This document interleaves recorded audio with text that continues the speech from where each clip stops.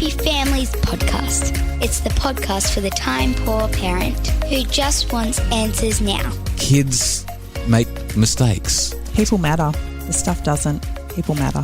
And now here's the stars of our show, my mum and dad. Hello, this is Dr. Justin Coulson. I've written a bunch of books about making families happy, and I'm here with Kylie, mum to our 6 daughters, and I'm really nervous about today's podcast. I'll Do Better Tomorrow is what we do on a Friday. For those of you who are unfamiliar with I'll Do Better Tomorrow, it's an opportunity for us to reflect on the week that was and talk about how our family could be better as a result of the mistakes that we made, or sometimes what we can take from our successes during the week and be more intentional next week. It's a moment of reflection. And this week, well, I didn't do very well, and I've decided that I'm going to come clean about everything that I got wrong. Look at you smiling about this and thinking the parenting expert is about to suffer. I'm squirming. What I love about this experience is the reason we actually called this episode I'll Do Better Tomorrow is because one of our favourite children's storybooks is called by that name. And there is an experience in that story. Oh, there is too. That we actually We lived it. Let's give you some background. Actually, before we do it, I want to do my I'll Do Better Tomorrow. So I want to share an experience where I blew it. And then I'm sure that you're going to share the experience where I blew it. But it'll be a different experience.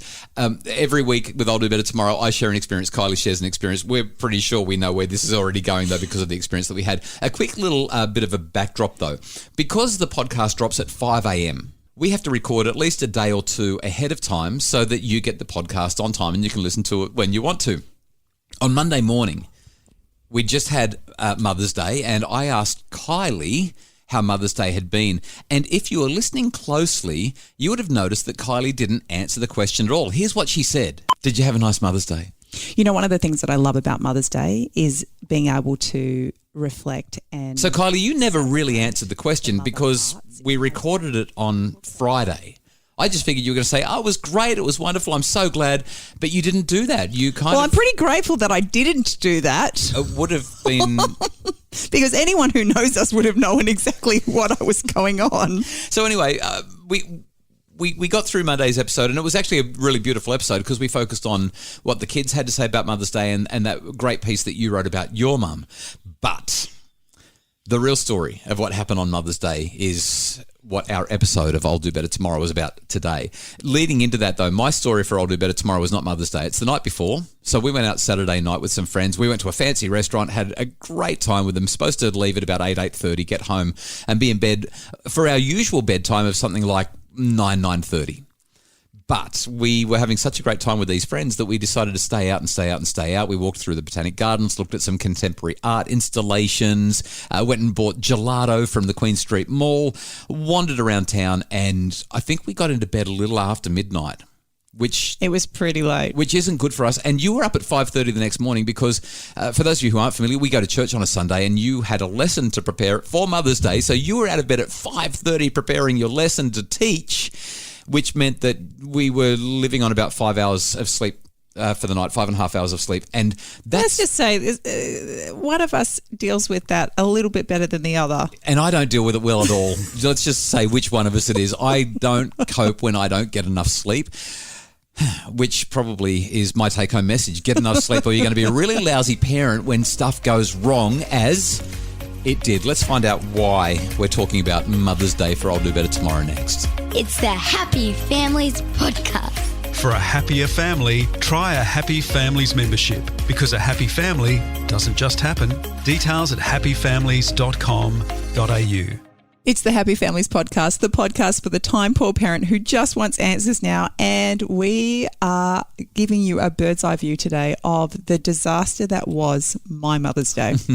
I don't know if I actually want to hear the story. I feel like I'm still traumatized by it. So I'm going to go quiet. And why don't you share? Because I've already shared my I'll Do Better Tomorrow. What was your story, honey bun? Look, Mother's Day in the past has been a pretty non-event in our house. We've had lots of children and the kids usually buy me something from the Mother's Day stall and they might make me breakfast in bed, or let's be honest, you make me breakfast in bed. And that's about it. And so last year I kind of went, damn it, I want to do something that I can enjoy. And one of the things that I do not get to do enough is have a bath. And so I decided that I was going to have a bath. And I was getting a bit frustrated by the whole day. And I finally just said, you know what? I can't get angry at them if I've never taught them how to do anything in this area. So I took the 7-year-old and the 10-year-old into the bathroom. I filled the bath with bubbles. So we were completely covered up, and they each learnt how to give me a facial and a foot scrub. And they did a really, really fantastic job. But this year they decided to up the ante because they included everyone. Everyone got involved, and they decided that they had this wonderful plan. So I came home from church and there was a towel on my bed, a clean towel all ready to go, with a chocolate, because I love my chocolate. And I was told that I was going to have my very own day spa experience at home. I can't help myself. I have to jump in. I also let the kids know last year that they're all big enough to look after you for Mother's Day, that it shouldn't be my responsibility. I'm a son to my mum, and I need to make sure that I'm in touch with mum and give her a nice Mother's Day. But they're responsible for your Mother's Day, not me. So I still went and bought all the groceries and made sure that they had what they needed for a nice Mother's Day for you. But it's totally on them. Oh, and also at Happy Families on the Facebook page, we gave away a Me and My Mum booklet for kids to colour in and answer all the questions about, so that they could make mum feel special on Mother's Day. So the kids did that, but ultimately I'm handballing it to them, and that's how things probably went wrong. Well, what I loved was they actually had all got involved. They had a plan. They each had a role in that plan, and they were going to give me an experience to remember. And I think that they did that.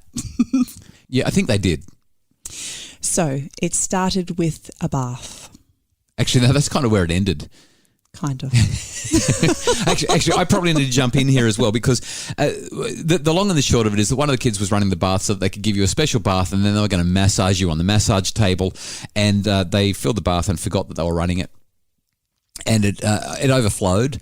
And it didn't just overflow. I think it overflowed for probably about 30 or 40 minutes. Multiple bathtubs full of water flowing. Well, the bathtub is at the other end of the house. We were all at one end of the house, and they were at the other end of the house. They'd started the bath and then just walked away. Pretty much. And so the water has flowed into the downstairs TV room. And there's a media projector. It means it's gone through the floor cavity. Yeah, that's right. It's gone into the ceiling. It's gone into the ceiling downstairs. And we've got a media projector in that room that was there when we bought the house. It's never worked. We have no idea how to make it work. And it's an old junky thing that they probably paid $100 for on eBay. But it was barely hanging onto the ceiling because so much water had come through the floor into the ceiling that the ceiling was so sodden that the screws were falling through. The water was literally pouring through the light fixtures. It was pouring out of the hole for the projector. I went down the next day and I could push my fingers through the gyprock above the door because there was so much water that went through there. There's insulation bats in the ceiling there probably to dampen the noise between the two levels of the house, and they're sodden. They've absorbed, I reckon, 4 bathtubs full of water in the time that bath kept on running. So one of the kids alerted us to it by stepping into the inland lake downstairs and saying, "The floor's wet down here. Why?" And that's when one of the kids has gone, "Oh no, the bath." We've never had this happen before. And then you wanted to come down and see it. And I almost tackled you on the stairs. I'm like, "No, it's Mother's Day. You're going to stay up here and you're going to have a good time while I go downstairs and deal with this." I mean, it really put a dampener on our Mother's Day. It all happened just as Chanel was putting lunch on the table. So there was a lot of chaos going on, and you were very adamant that I was not going downstairs. And so I thought, I'm just going to have to make the best of this. So we sat down, all the girls, because you and Jared had gone downstairs. When Jared walked up the stairs... So Jared's a son-in-law, by the way. An hour or so later, he looked like he'd had a shower in his clothes. He was dripping. His hair was wet. I can't even begin to imagine what you guys had walked into. I'm not even kidding. It was when I say an inland lake, fortunately the floor is tiled, but the water was in great puddles across the entire thing. We had to take the lounge out. We had to take the coffee table out. We had to take all of the furniture out.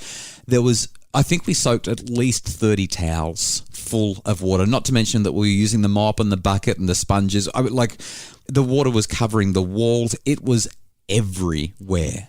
Which is why the builder has told us that we need to replace the ceilings and the walls.